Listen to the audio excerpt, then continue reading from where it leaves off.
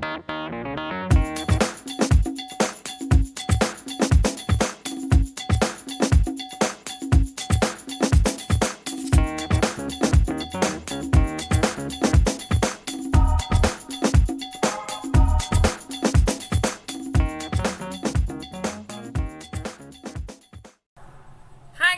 Miss Meyer here with another episode of the Miss Meyer Show. It's really dark in here, so let me see if I can turn on some lights and make it a little bit brighter. There we go, that's a little bit better. So we're going to talk today about some of the big battles and major things that were going on during the Civil War. The first thing that we're going to talk about is the Battle of Fort Sumter. Now, Fort Sumter was a military fort that was located in South Carolina. Now, if you guys remember, the South had seceded from the Union. They had broken away, and now they were their own country. So now the South Carolina was part of it. There was a Union or an American fort that was in South Carolina.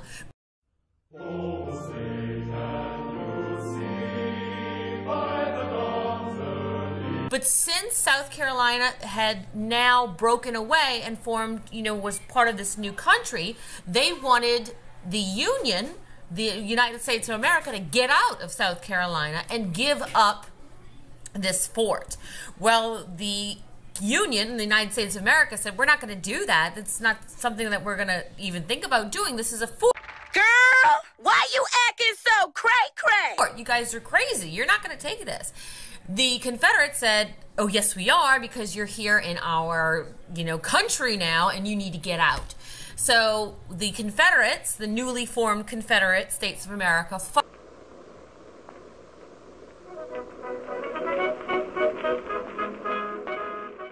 fired on Fort Sumter, which was a Union fort. There was only one person, well, not even a person, one casualty, and it was a Union horse was the only thing to die. No one else died. The Union left, and they went back to the they were all, back to the United States, told President Lincoln what was going on. The next day, Lincoln put in the paper, because this is before cell phones, TVs, internet, Twitter, Facebook, he put in the paper that he needed volunteers to fight these rebels. And that's when they started to really being called the rebels, because they were rebelling against the United States. So by doing that, and by this battle, by the shot at Fort Sumter, started the Civil War. All right, guys, the next battle that we're going to talk about is Bull Run. Bull Run was fought in Virginia, a little ways away from Washington, D.C. Now, this is a big battle, and it's a big major instance in the Civil War, because it was the one that made the North kind of pay attention and say, this is something that we really need to focus on. Before this battle, the North kind of thought of this whole war as not a big deal. It wasn't they both did, actually. Both sides kind of thought that this would just blow over. It wasn't going to be a big deal. They'd beat, each side thought we're going to beat each other very soon. That was not anything that was going to happen. And this battle is what made it evident. This battle fought in Virginia. It pitted against, for the Union, Irving McDowell and Johnson, against the Confederacy run by P.G.T. Beauregard. Now, and we also see the emergence of Stonewall Jackson at this time as well. So this battle here was your normal basic battle, whereas, troops were kind of fighting each other in even numbers. They were, trying to for some reason, was trying to outflank one another. Well, the Confederacy had reinforcements that came, and they were under the control of Jackson, or Stonewall Jackson. And the reason he got this name, he got this nickname, Stonewall Jackson, during this battle, because he told the Confederate troops, don't move. Stand here like a stone wall. We're going to stay here. We're not going to shoot until we see the whites of their eyes. And that's why they called him Stonewall Jackson, because he was as still and, as a stone wall.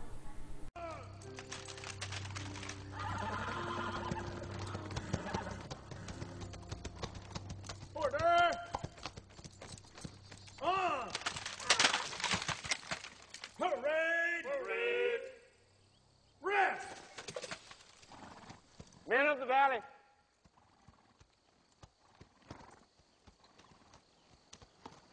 citizen soldiers, I am here at the order of General Robert E. Lee, commanding all Virginia forces. On April 15th of this year of our Lord, 1861, Simon Cameron, the Secretary of War of the United States, sent a telegram to our governor, John Letcher, directing him to raise 3 regiments of infantry to be sent to assist in suppressing the Southern Confederacy. Governor Letcher's answer is well known to you, but perhaps not his words. His wire to Washington stated,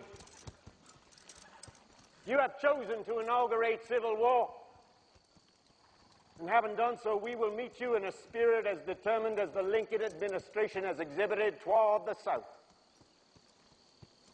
2 days later, the Virginia legislature voted for secession. Just as we would not send any of our soldiers to march in other states and tyrannize other people, so will we never allow the armies of others to march into our state and tyrannize our people. Like many of you, indeed most of you, I've always been a Union man. It is not with joy or with a light heart that many of us have welcomed secession. Had our neighbors to the north practiced a less bellicose form of persuasion, perhaps this day might not have come, but that day has been thrust upon us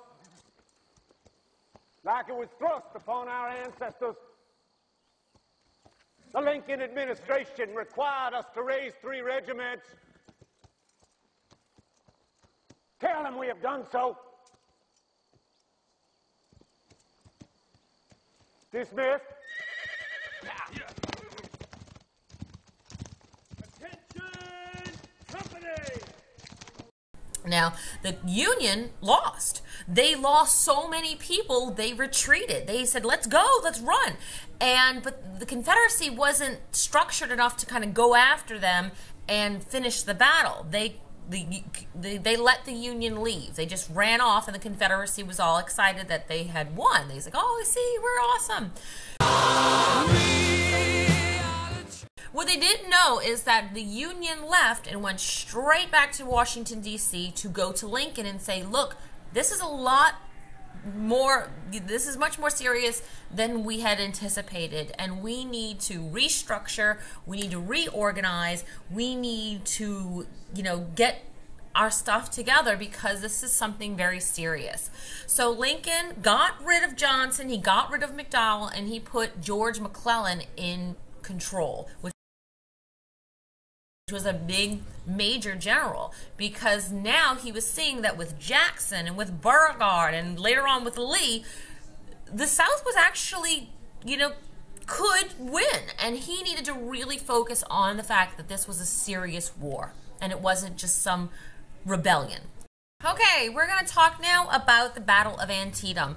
And this is a big battle. Again, this is like a changing point in the war. This really showed the South that it was really going to be hard to beat the North. The South at one point thought that they would definitely win and they were going to beat the Yankees in a month and they were going to do all these things. And this battle, proved to them that that probably wasn't going to happen. Antietam was fought in Virginia, and it was the major players here were for the North you had General McClellan, and for the South you had Robert E. Lee. Now McClellan only brought in for this battle maybe 2/3 of his men. He didn't have all of his people coming over to fight this battle, whereas Lee had everybody from the South. And this was just another thing that proved to the South that they were seriously outnumbered. Seriously. So here in this battle, we have, a lot more, we have a ton of Southern soldiers and not a lot of Northern soldiers, but that's only because not all of the Northern soldiers were there. So your entire Southern army, you have a ton of people for the South fighting against these North. And even with these huge numbers, they still had a ton of casualties. So where the North could keep bringing in more people and bringing in reinforcement after reinforcement, the South could not, because everybody was already there. The Battle of Antietam was the single most bloodiest battle in the whole Civil War. There were 22,717 casualties. 22, look, that's a massive amount. The Union, and what is crazy about it was that the Union, and the Union won. They won this battle. Well, it's kind of inconclusive. You know, I say the Union won because the Confederacy had to retreat. Therefore, I say the Union won. There are others that say that the Confederacy won because more Union soldiers died. However, the Confederacy left. Therefore, I say, like I said, it's up to you. Either one. Now, out of those 22,717 dead soldiers, I'm going to tell you the numbers right now. 87, that's the total, let's see. There were 2,108 Union soldiers killed and 1,546 Confederate soldiers killed. So it was a single bloodiest day. When this battle was over, Lincoln felt pretty sure. He thought, you know, okay, he knew that Lee had brought everybody all he had and had gotten them with all, was going at them with everything he had. And McClellan and the Union had a lot more there. They had a lot more reinforcements, and Lee was dwindling. His soldiers at this time were dropping like flies. The North had already cut off the South. Remember, the South is an agricultural port. That's what they have. And, you know, the North had all the railways and all the industry and things like that. So they cut off the South, and the South was getting nothing. They were getting no supplies, no ammunition, or things that they needed. So they were running out really quickly. So at this time, Lincoln is knowing the South is kind of falling apart. So this is when he issues the Emancipation Proclamation. And, you know, this, document said that they were going to, all slaves were free. Every slave, there was no more slavery, not at all. Now, what this did was, it was a great, wonderful thing, the Emancipation Proclamation. But it did nothing for the South, because the South didn't care what Lincoln said, because he wasn't considered to be their president. They saw Jefferson Davis as their president, so they didn't care what Lincoln said, because he wasn't their president. Okay, kind of like we, here in America, if the president of France says, okay, we're doing this now, we don't care. I mean, that's France. We're here in America. That's the same thing the Confederates were thinking. They're saying, okay, Lincoln can say whatever he wants. He's over there in the United States of America. We're here in the Confederate States of America. So those laws don't apply. However, this war was kind of coming to an end. You know, the South was starting to dwindle down.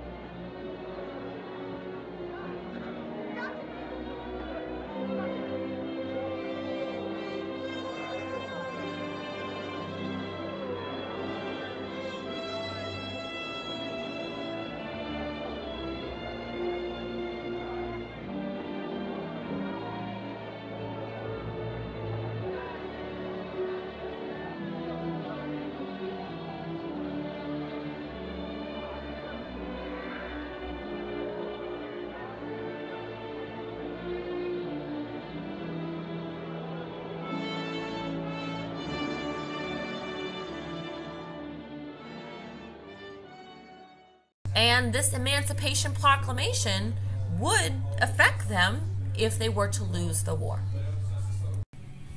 The final battle that we're going to talk about is Gettysburg. Now, Gettysburg was actually not fought in just one day, but it was actually a 3-day battle. And Gettysburg was in a little town in Pennsylvania. Now, about the battle before Gettysburg, the Confederacy had won. So they were really high in spirits, and they were, feeling good about themselves, that they were actually doing a little bit better. So they go to Pennsylvania and they meet up, and they meet General Meade, which is the Union general. So on the first day, the Confederates win. They have reinforcements that come, and they're able to kind of really knock out a lot of the Union forces. But the day ends, and for some reason these troops don't like to fight at night. So as the night falls, they kind of take care of their wounded, and they do all the other kind of stuff. Day 2 comes around, and it's at kind of a draw. The lines are kind of staying together. You know, neither one's backing down. They're kind of going at each other, and it's kind of both of them are in the same position. On day 3, the Confederate forces go again against Union lines, and as they go to the Union line of infantry, they are starting to be shot down by riflemen, and that, like the riflemen on a hill, you know, because if I'm looking down, you know, I have a better advantage, a better viewpoint, and that's how the Union was with the Confederate soldiers. So Lee lost, I think, let me see the amount that he lost. About 51,000 soldiers. Wait, no, that's about. See, okay. I want to see if we can get a real number here. I don't have an actual number here. Well, I don't have a number, but Lee lost a ton of people during this battle, and he was forced to retreat, to leave, to go to Virginia, or he would lose everything. Because, like I had said before, Lee in the South were fighting sending all the people. He was sending everything he had to fight these battles, because there were just so many more Northern soldiers. So Lee had to. If he didn't retreat, if he didn't go back to Virginia, he would have lost everybody, every single person. So the Gettysburg battle was a victory for the Union. And this is where we see the, look at Tigger. See him on my table? Look at that. He's being a bad boy. He's not supposed to be on a kitchen table. But, he just jumped off. Okay, so,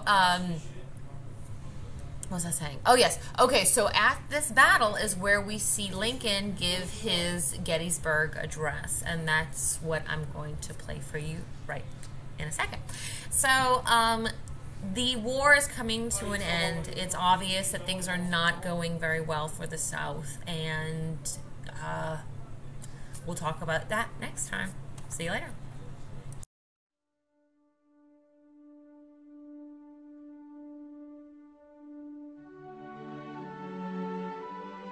Fourscore-and-7 years ago, our fathers brought forth on this continent a new nation, conceived in liberty and dedicated to the proposition that all men are created equal. Now we are engaged in a great civil war, testing whether that nation, or any nation so conceived and so dedicated, can long endure. We are met on a great battlefield of that war. We have come to dedicate a portion of that field as a final resting place for those who here gave their lives that that nation might live. It is altogether fitting and proper that we should do this. But in a larger sense, we cannot dedicate, we cannot consecrate, we cannot hallow this ground. The brave men, living and dead, who struggled here, have consecrated it far above our poor power to add or detract. The world will little note nor long remember what we say here, but it can never forget what they did here.